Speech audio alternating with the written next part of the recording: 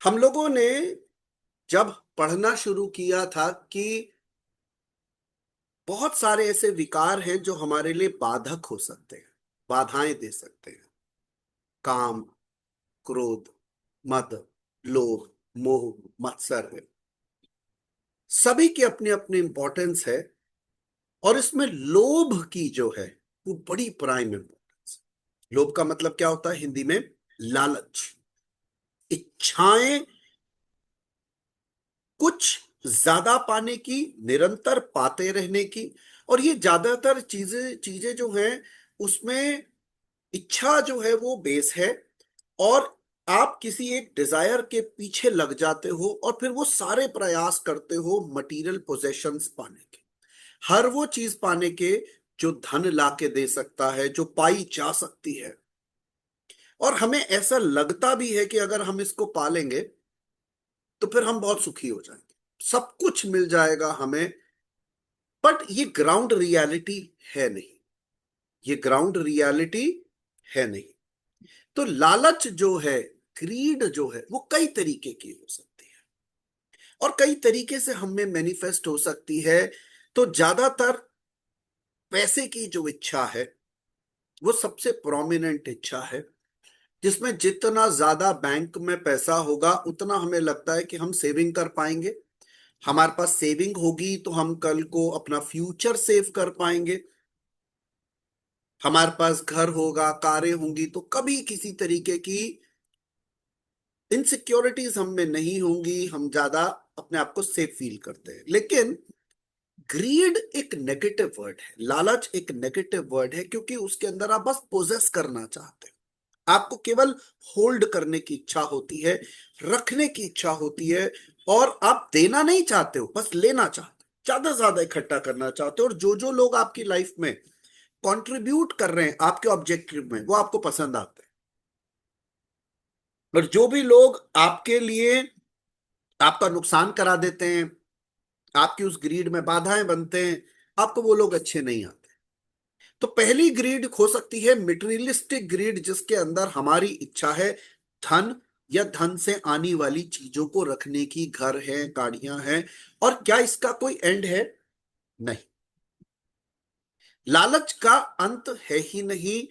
जो 1 लाख महीने में कमाते हैं उनको 10 लाख की इच्छा है, क्योंकि वो 10 लाख वाले देख रहे हैं। जो 10 लाख कमाते हैं उनके मन में ये आ रहा है कि क्यों ना महीने की 1 करोड़ रुपए की इनकम हो। ऐसे कई लोग हैं जो 1 करोड़ रुपए महीना कमाते हैं, तो फिर लोगों को लगता है यार 1 करोड़ से ज्यादा के बहुत लोग हैं। तो आपके पास कंटिन्यूअसली और पाना और पाना और पाना और कहीं और कभी संतुष्ट नहीं होना, ये एक विशियस सर्कल की तरह बन जाता है। तो सबसे कॉमन लालच किसका हो सकता है? धन और धन से आने वाली चीजों का, उनको होर्ड करके रखने का। दूसरी लालच हो सकती है पावर की, शक्ति की, कि मैं, मेरे पास कंट्रोल हो किसी तरीके का, मैं काउंसलर बन जाऊं, या मैं एमपी हो जाऊं, मैं एमएलए हो जाऊं, मैं चीफ मिनिस्टर हो जाऊं, या मैं लीडर हो जाऊं अपनी में, मैं एमडी हो जाऊं। मतलब मैं कुछ ऐसी पोजीशन पे हूं जहां मेरे हाथ में कंट्रोल हो, मैं दूसरों को इन्फ्लुएंस कर पाऊं। इसकी भी ग्रीड हो सकती है।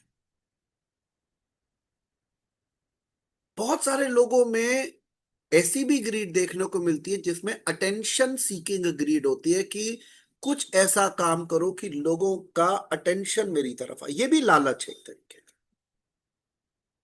कि मुझे तारीफें मिलती रहें, लोग मेरी तारीफें करें, प्रेज करें, मुझे रिकॉग्निशन दें। ऐसे भी लालच हो सकते हैं। आप समझ पा रहे हो? किसी भी तरीके की डिजायर, कुछ पाने की और निरंतर पाने की या पाते रहने की, ग्रीड ही है।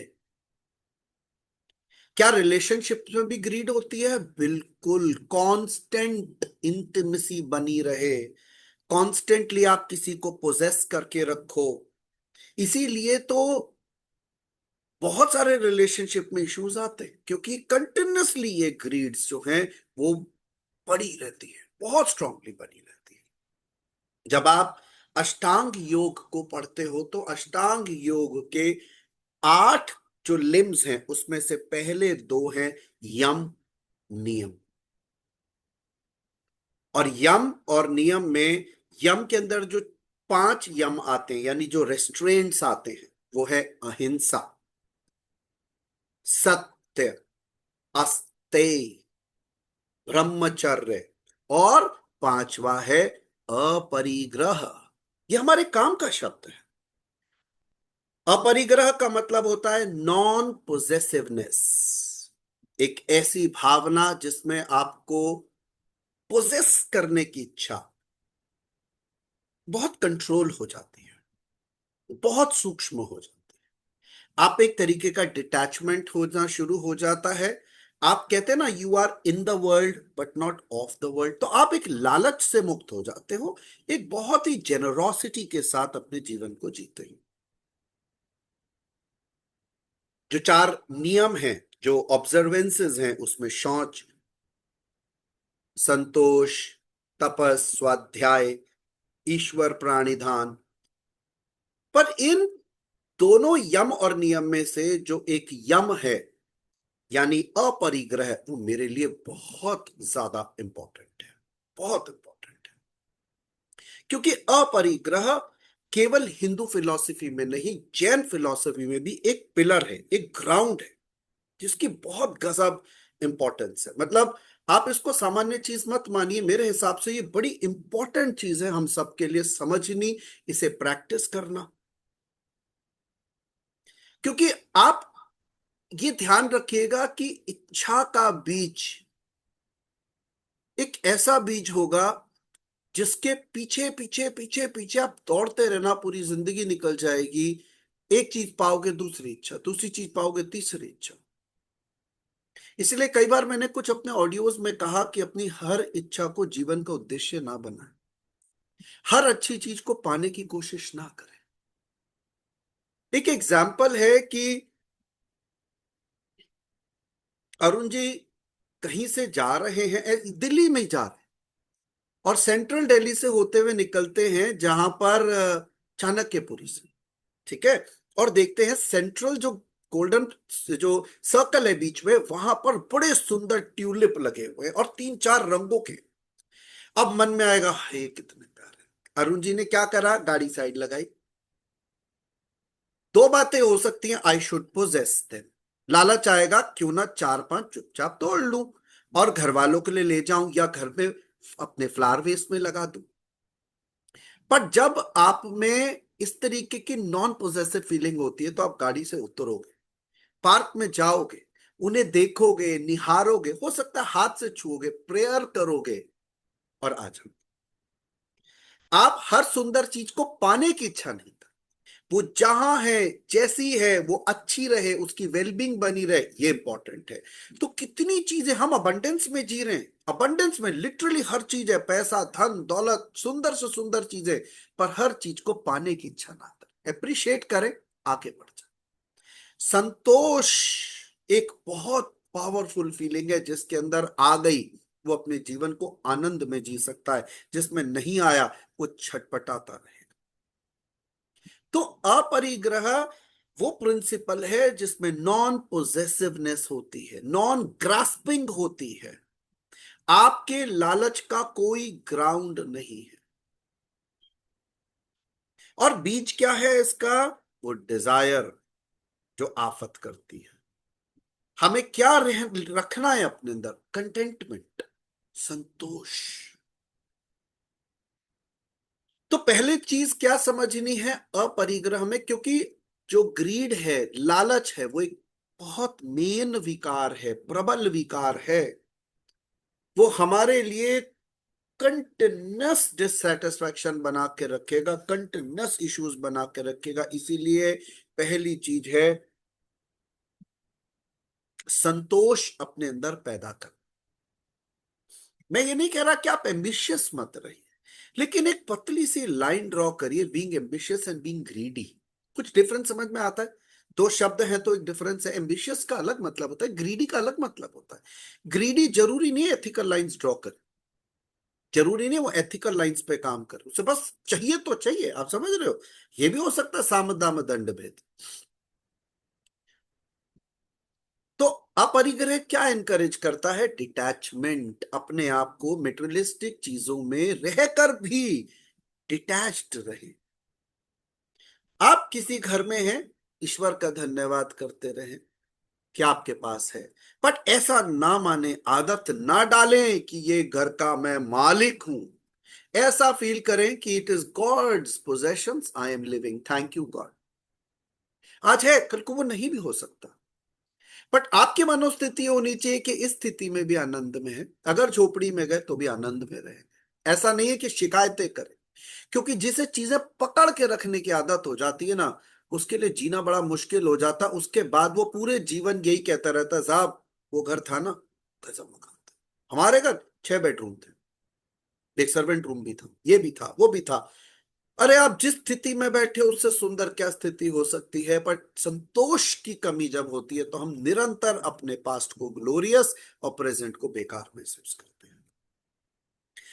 तो नॉन ग्रीड को फॉलो करना है, जिसके अंदर सिंपल रहने के थॉट मन में होनी चाहिए। तो अपरिग्रह आपको सिखाता है लिविंग मिनिमलिस्टिक। आपको जितनी चीजों की जरूरत है उतने को साथ जीवन यापन करने की कोशिश करें। कपड़े जितने जरूरी, गाड़ी जितनी जरूरी, घर में बर्तन भी उतने जितने जरूरी, घर के अंदर चीजें भी जितनी जरूरी। अपरिग्रह मीन्स डोंट होर्ड थिंग्स।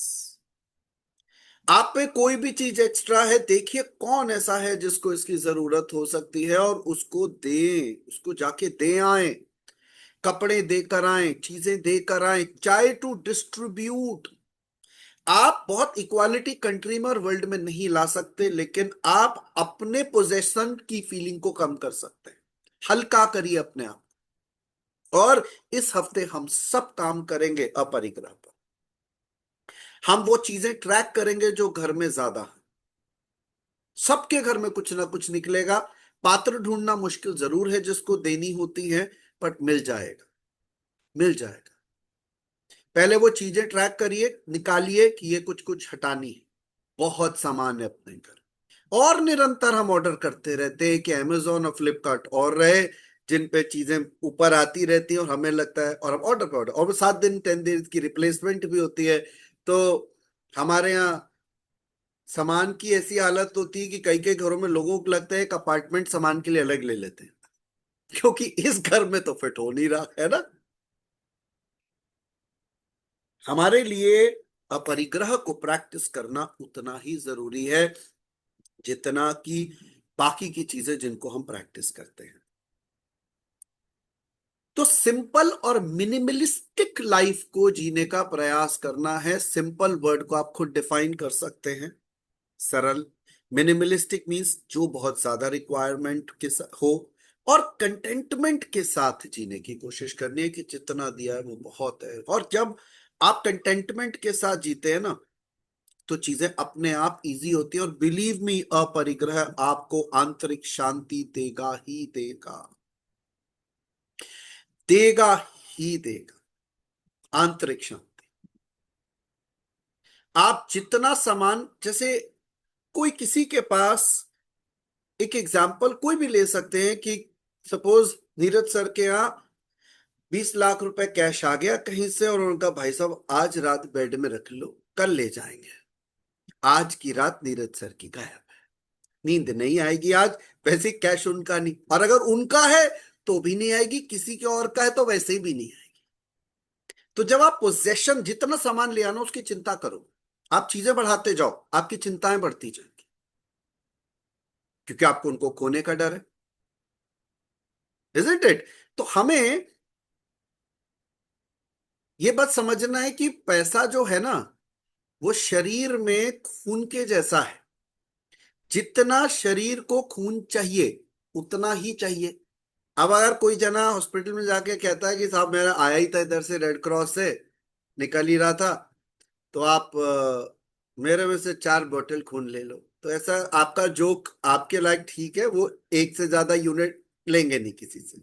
या आप हॉस्पिटल से जा रहे हो, कह रहे हो मैं निकल ही रहा था, 2 बोतल मुझे चढ़ा देना, तो ये कोल्ड ड्रिंक नहीं है कि आप पीते हुए जा सकते हो।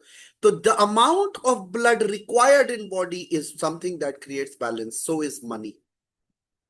एक एक वॉल्यूम को सेट करना चाहिए अपनी लाइफस्टाइल के अकॉर्डिंग। इससे ज्यादा पैसा आएगा तो आप अपनी फैमिली, अपनी हेल्थ को कहीं कम समय देने लगेंगे।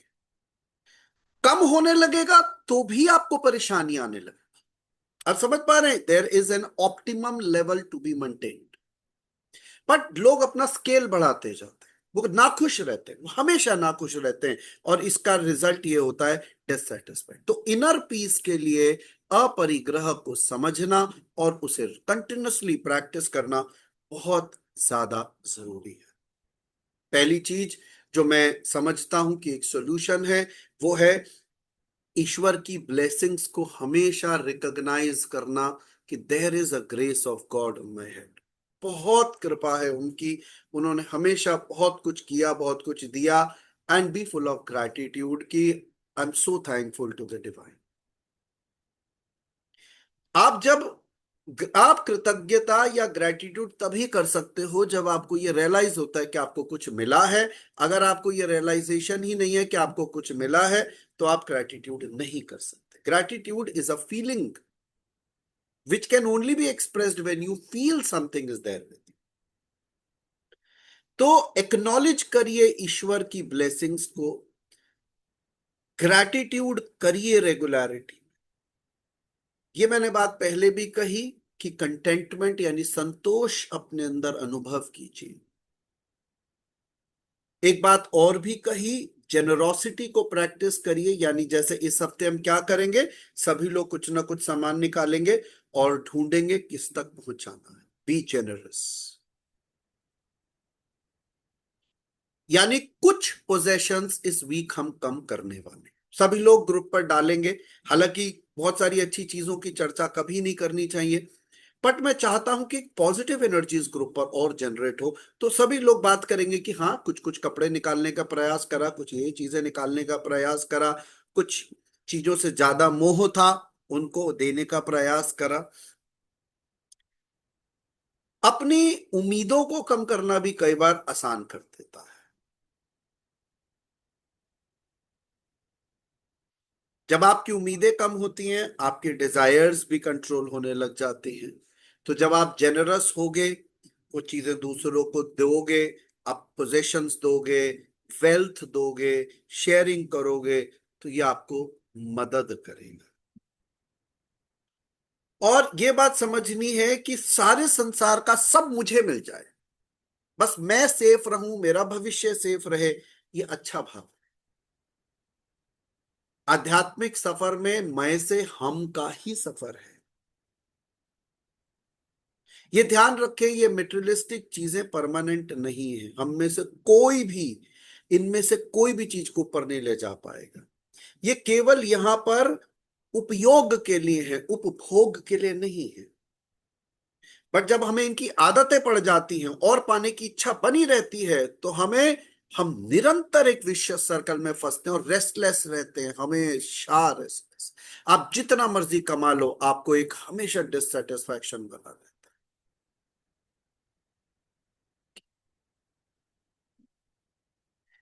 तो ये हमारे लिए जरूरी है। जैसे जैसे आप मेडिटेशन, माइंडफुलनेस प्रैक्टिस करोगे, डिटैचमेंट भी समझ आने लगेगा, और ये फिलॉसफी समझ में आने लगेगी कि लालच किसी चीज की दवा नहीं, बीमारी है। आप इसको घटाने का प्रयास कई तरीके से कर सकते हो, बहुत सारे तरीकों से कर सकते हो। कुछ चीजों की चर्चा मैंने अभी भी की। इस हफ्ते हम सबको प्रैक्टिस करना है और अपरिग्रह को ढंग से अंतर्मन से समझना है, और अंतर्मन में उतारना भी और ज्यादा अच्छे से है।